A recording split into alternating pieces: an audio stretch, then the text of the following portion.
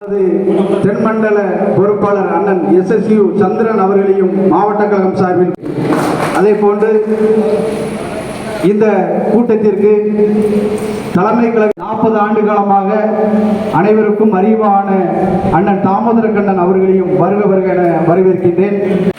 இயன்றதை செய்வோம் இல்லாதவருக்கு என்ற கேப்டன் அவர்களின் தாரக மன்றப்படி அவர் வழியில் நடைபெற்றுக் கொண்டிருக்கும் நாம் அனைவரும் 2026 தேர்தலை எதிர்நோக்கி பூத் கமிட்டி ஆலோசனை கூட்டத்தை கழக பொதுச் செயலாளர் அன்னியார் அவர்கள் ஆலோசனையின் பேரில் இன்றைய தினம் தமிழகம் முழுவதுமே 234 தொகுதிகளில் நடைபெற்றுக் கொண்டிருக்கிறது. மற்றும் இங்கே வருகை புரிந்துள்ள மாவட்ட கழக நிர்வாகிகள், ஒன்றிய கழக நிர்வாகிகள், பேருந்து கழக நிர்வாகிகள் ஆசிரியர்கள், இங்கே வருகின்ற அனைத்து உடன்பிறப்புகளையும் வருக வருக என வரவேற்கின்றேன். அதை நமது தொகுதி பொறுப்பாளர்கள் முன்னின்று கழக துணை செயலாளரும் தென்மண்டல பொறுப்பாளர் அண்ணன் SSU சந்திரன் அவர்கள் சால்வை எழுத்து வருகிறார்கள். உங்கள் நிர்வாகிகளை சேர்க்கிறது எல்லாமே சொல்லணும். சிவகுமார் சார் வந்து பார்ப்பாங்க உங்களுக்கு. அடுத்ததாக நன்றி.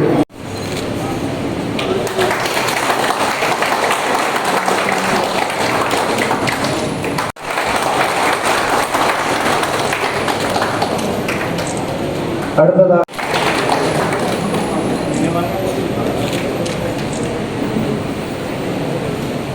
வருக வருக என அவங்களை வரவேற்கின்றோம். நம்ம நடத்தினாங்க அப்படின்ட்டு இனி நம்ம அதை பேசி புரோஜனம் கிடையாது. இனி நடக்க போகிற தேர்தலை எதிர்கொண்டு மிக சிறப்பாக அனைவரும் பணிபுரியணும். தலைமை என்ன சொல்லியிருக்கு? எல்லா இடமும் பூத்து கமிட்டி அமைத்து வரும் தேர்தலை எதிர்கொள்ள எப்படி நம் ஆலோசனை நடத்த வேண்டும் என்று நமக்கு ஆலோசனை தருவதற்காக மேலிடம் நமக்கு நல்ல ஆலோசனைகளை அனுப்பியுள்ளார்கள்.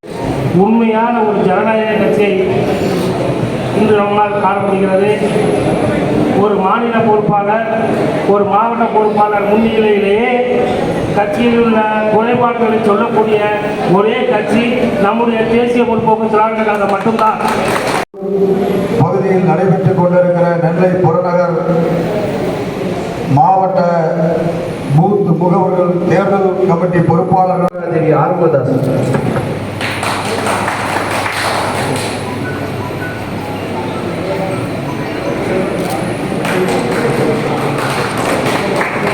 அடுத்தபடியாக மாவட்ட கழகத்தினுடைய பொறுப்பாளர் அண்ணன் சிவகுமார் நாகப்பன் அவர்களுக்கு நன்றியை தெரிவித்துக் கொள்கின்றேன்.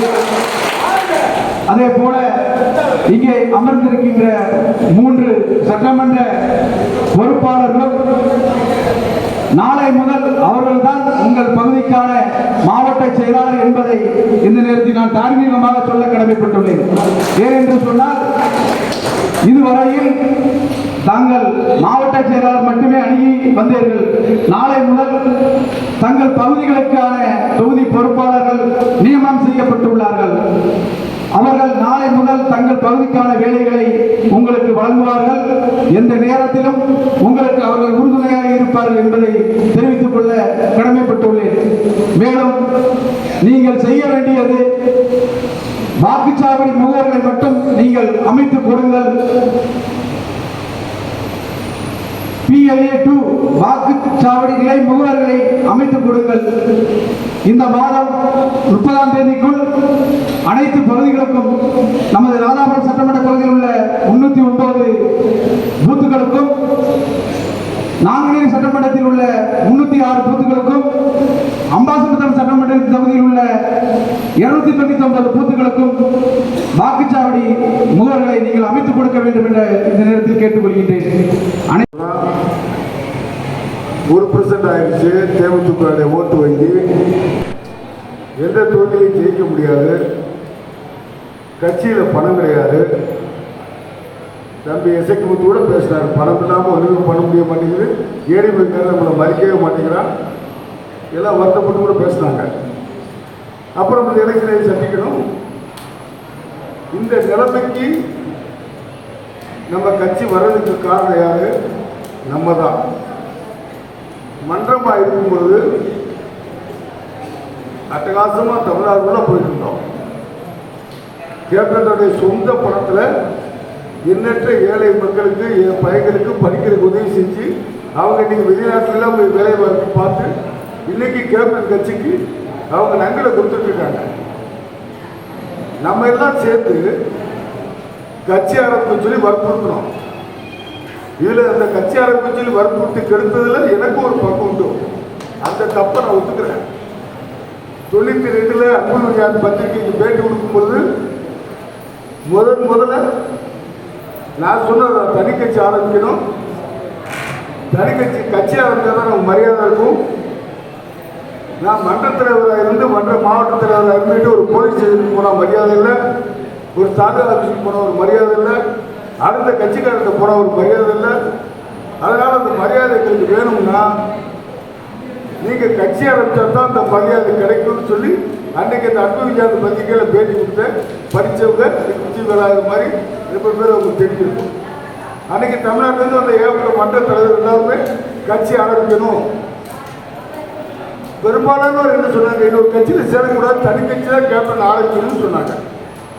அதை நம்பி கேப்டன் 2005 தான் கட்சி ஆரம்பிக்கிறார். தமிழ்நாடு ஃபுல்லாக சுற்றுப்பிரயாணம் செய்கிறாரு. கிட்டத்தட்ட 10% ஓட்டு வாங்குறோம். 4%, 3%, 2%, 1% ஓட்டு வாங்குவாங்கன்னு சொன்ன எல்லா அரசியல் கட்சிக்காரங்க, பத்திரிகை நிறுவனங்கள் எல்லாரும் எம்ஜிஆர் ஆகமுடிமான் பேசுகிறவங்க, என் டி ராமாராவ் ஆகமுடிமான் பேசுனவங்க, 10% தேமுதிக ஓட்டு வாங்கினோடனே இந்தியாவே நம்மளை திரும்பி பார்த்து. அது கேப்டன் என்ற ஒரு தனி மனிதனுடைய உழைப்பு.